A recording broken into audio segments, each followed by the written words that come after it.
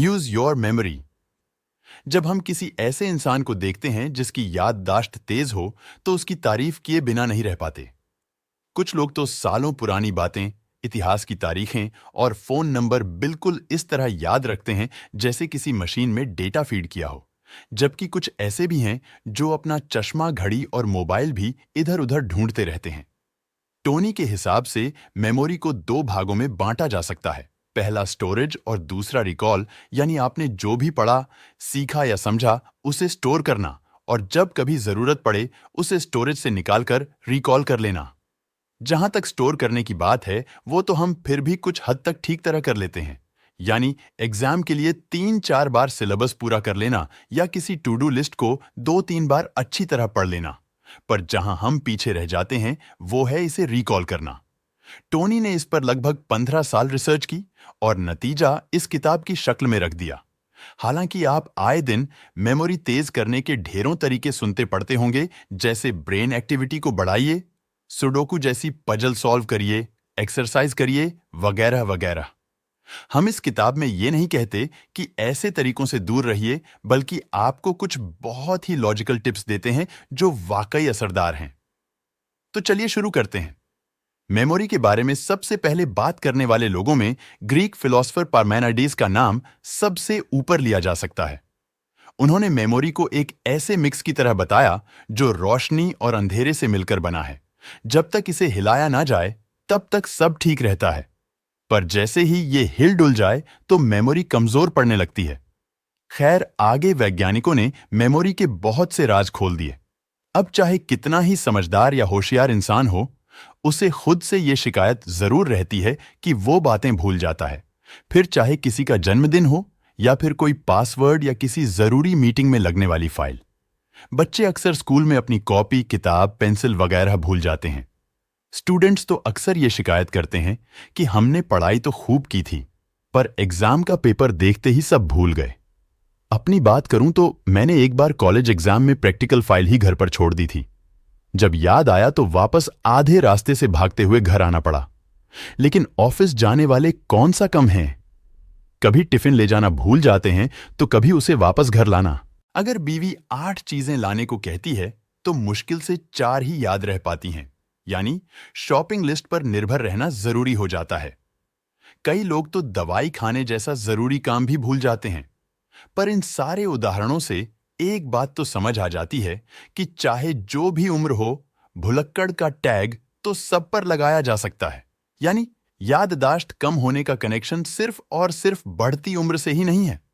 अच्छा, मजे की बात यह है कि चाहे हम याददाश्त के मामले में खुद से कितना ही नाखुश हो लें, पर सच तो यह है कि हमारी याददाश्त इतनी भी बुरी नहीं है जितना हम सोचते हैं। चलिए मेमोरी टेस्ट करके देखते हैं। आपको टेस्ट के लिए सिर्फ 3 मिनट तक का समय देना है। 10 रैंडम चीजों की लिस्ट बना लीजिए।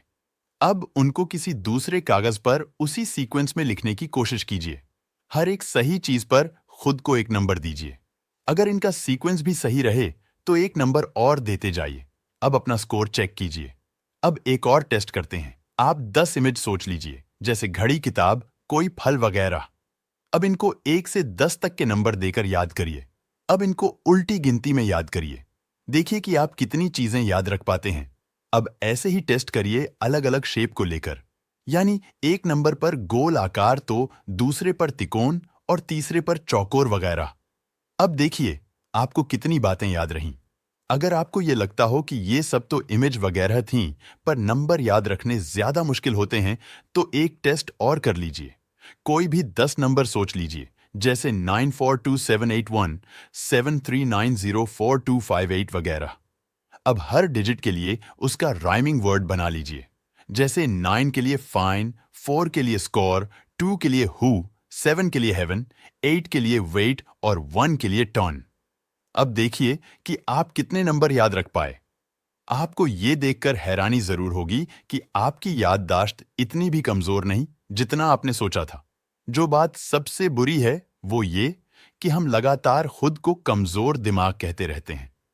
पता नहीं मेरे दिमाग को क्या होता जा रहा है, मैं अब बातें भूलने लगा हूं। मेरी मेमोरी इतनी कमजोर तो कभी नहीं थी। इस तरह आप अपने दिमाग को जाने अनजाने ये संदेश भेजने लगते हैं कि आप सचमुच भूलने लगे हैं, और ये हरकत अक्सर हम बड़े ही करते हैं। बच्चों को इस बात की कोई परवाह ही नहीं रहती कि वो कितनी चीजें भूल रहे हैं। इस वजह से वो हमेशा मस्त रहते हैं। लेसन 2, याददाश्त बढ़ाने के लिए इमेज सिस्टम।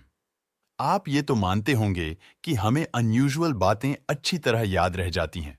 असल में ब्रेन रोजाना होने वाली बातों को फिल्टर कर देता है। यानी आप ये तो बता सकते हैं कि पिछली दिवाली में आपने क्या पहना था, पर 3 दिन पहले पहने हुए कपड़े बताने में मशक्कत करनी पड़ेगी। इसके अलावा साइंस ने यह साबित किया है कि हमें पढ़ी या सुनी हुई बातों से देखी हुई बातें ज्यादा याद रहती हैं। यानी अगर आपने कोई किताब पढ़ी और साथ ही कोई फिल्म देखी, तो आपको फिल्म किताब से अच्छी तरह याद रह पाएगी। जरा सोचकर देखिए, स्कूल में पढ़ा हुआ इतिहास का कोई टॉपिक याद है, या उसी उम्र में देखी हुई कोई पिक्चर? तो जब हम ये जानते हैं कि हमारा दिमाग तस्वीरें ज्यादा अच्छी तरह स्टोर और रिकॉल कर सकता है, तो इस बात का फायदा क्यों ना उठाया जाए। अब देखिए कि डेटा को इमेजेस में कैसे बदलना है। चलिए फिर से कोई 10 शब्द लेते हैं। फूल, किताब, पीला, पेंसिल, दोस्त, टेबल, शर्ट, मिठाई, अंगूठी और गुब्बारा। अब अगर मैं बोलूं कि इनको 1 मिनट में याद कर लीजिए, तो बहुत ही मुश्किल होगा कि आप 10 के 10 नाम एक सीक्वेंस में बोल पाएं। हो सकता है कुछ लोग याद कर भी लें, पर अगर मैं 1 या 2 महीने बाद फिर यही दोहराने को बोलूं, तो कितने लोग सही जवाब दे पाएंगे? आप 6 महीने या साल भर बाद भी सही जवाब दे पाएं। इसका तरीका समझते हैं। अब ऊपर पढ़े दोनों नियमों को काम में लाते हैं। ये सारे बहुत आम शब्द हैं, इनको थोड़ा अनयूजुअल बनाते हुए चलते हैं। आपने हरा गुलाब बहुत कम देखा होगा, तो अपने दिमाग में एक हरे गुलाब की तस्वीर बनाइए।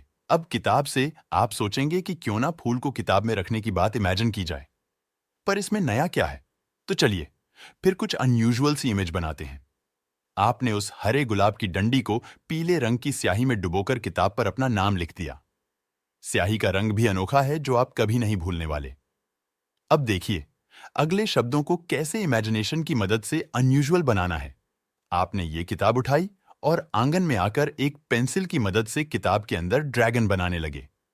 पर आप ये काम शार्प एज से नहीं, बल्कि ब्लंट एज से कर रहे हैं। इतने में आपका दोस्त उड़ने वाले टेबल पर बैठकर और अखबार की बनी शर्ट पहनकर आता है और इस किताब को बंद कर देता है। वो कहता है, चलो कुछ मजेदार चीज दिखाता हूं। उसने किताब के ऊपर मिठाई का डब्बा रखा, जहां आपने उसकी कलाई में धागे से बंधी एक अंगूठी देखी। अब जैसे ही दोस्त ने मिठाई का डिब्बा खोला, उसमें से गुब्बारे उड़ने लगे। एक बार को तो ये सब बेसिर पैर की बात लगेगी, पर हम यहां लॉजिक नहीं, वाइल्ड इमेजिनेशन करने को ही तो बोल रहे हैं, और इमेजिनेशन में तो पूरी छूट रहती है। इस बात का यकीन मानिए कि अगर आप ये तरीका अपनाना शुरू कर दें, तो कुछ भी याद रख सकते हैं, और वो भी हमेशा हमेशा के लिए। लेसन 3, याददाश्त बढ़ाने के लिए Roman room system. Memory test से आपका जो भी स्कोर आया, उसे आप और बढ़ा सकते हैं। इसके लिए एक तरीका है जिसे रोमन रूम सिस्टम कहा जाता है। इसके लिए एक रोमन सोल्जर का उदाहरण लेते हैं। मान लीजिए उसे 6 काम करने हैं। पहला, जूते खरीदना, दूसरा अपनी बंदूक साफ करना, तीसरा अपने नौकर से कहकर अपनी वर्दी प्रेस करवाना, चौथा अपने बच्चे का होमवर्क देखना, बाकी 2 काम हैं अपने सीनियर को फैक्स भेजना और अपने घर का टैक्स भरना। अब इन कामों को याद रखने के लिए वो क्या कर सकता है? सोल्जर इमेजिन करता है कि वो अपने घर के अंदर आ रहा है। यहां जूतों की रैक खाली पड़ी है, सामने की दीवार पर बंदूक टंगी है। अब नौकर उसके लिए पानी लाता हुआ दिखता है। पानी पीकर आगे बढ़ने पर सैनिक का बच्चा खेलता हुआ उसके सामने आ जाता है। इतने में उसके बॉस की तरफ से आया फोन बजता है, और बात पूरी करके वो जैसे ही अपने कमरे में आता है, उसे टेबल पर मकान के कागज दिखते हैं। इस पिक्चर ने उसे सारे काम याद दिलवा दिए। आपको भी जब बहुत से काम याद रखने हों, तो आप भी इसी तरह अपने ही घर से शुरुआत कर सकते हैं। जो भी काम करने हैं, उनको एक के बाद एक अपने घर में फिट करते जाइए। अब देखिए कितनी तेजी से आपकी मेमोरी बढ़ती है। लेसन 4, लोगों के नाम और चेहरे याद रखना। आगे बढ़ने के लिए कनेक्शन बनाना जरूरी है, लेकिन कनेक्शन बनाने का सबसे पहला कदम है लोगों को याद रख पाना। रोजाना 2-4 लोगों को तो फिर भी याद रखा जा सकता है, पर अगर आपका काम ऐसा हो कि आपको रोज ढेरों लोगों से मिलना पड़े तो उनको कहां तक याद रख पाएंगे। पर यह काम इतना मुश्किल भी नहीं है। चलिए इसका भी तरीका बताते हैं। आप जिनसे भी मिलें उनका नाम दोहरा लें, मन ही मन एक बार उनका नाम लिखें। अगर आपको एक से ज्यादा भाषा आती है तो हर भाषा में उनका नाम इमेजिन करते हुए लिख लें। इस तरह आपको उनका नाम इतने अच्छे से याद हो जाएगा जो आप कभी नहीं भूलेंगे। लोगों से मुलाकात करते हुए उनके चेहरे, हाव भाव और पहनावे पर गौर करें। उनसे उनकी हॉबी पूछें। इस तरह आपको हर इंसान की कोई ना कोई खासियत पता चल जाएगी। इस तरह उनका चेहरा याद रखना आसान हो जाएगा। मुलाकात खत्म हो जाने के बाद एक बार सारी बातचीत अपने दिमाग में दोहरा लें। इस तरह आप कभी किसी का नाम या चेहरा नहीं भूलेंगे। अब जाते जाते बोनस के तौर पर नोट करिए याददाश्त बढ़ाने के लिए कुछ भोजन, बेरीज, सीड्स और नट्स, ब्रोकली, एवोकेडो, सामन और लीन मीट। आपको जो भी अच्छा लगता हो उसे अपने खान पान में शामिल कर लें। कुल मिलाकर आप कुछ टिप्स की मदद से याददाश्त बढ़ा सकते हैं। ह्यूमन ब्रेन के लिए पढ़ी हुई बातों से देखी हुई बातें और यूजुअल चीजों से अनयूजुअल चीजें याद रखना ज्यादा आसान होता है। यानी अगर हम किसी चीज को इमेज और वो भी काफी अनोखी इमेजेस की तरह याद रखें तो काम आसान हो सकता है। इसलिए जितना हो सके इंफॉर्मेशन को पिक्चर फॉर्म में अपने दिमाग में बैठाने की कोशिश कीजिए। आप रोमन रूम सिस्टम की मदद से अपनी याददाश्त बहुत तेज कर सकते हैं। लेकिन सबसे पहले खुद को बार बार कमजोर दिमाग वाला बोलना बंद कर दीजिए। पर आप सुन रहे थे यूज योर मेमोरी। ये समरी आपको कैसी लगी जरूर बताइए। आप और कौन सी समरी सुनना चाहते हैं ये भी बताएं। हम आपकी बताई गई समरी ऐड करने की पूरी कोशिश करेंगे। अगर आपका कोई सवाल, सुझाव या समस्या हो तो वो भी हमें जरूर बताएं। कर अपना प्यार बनाए रखें।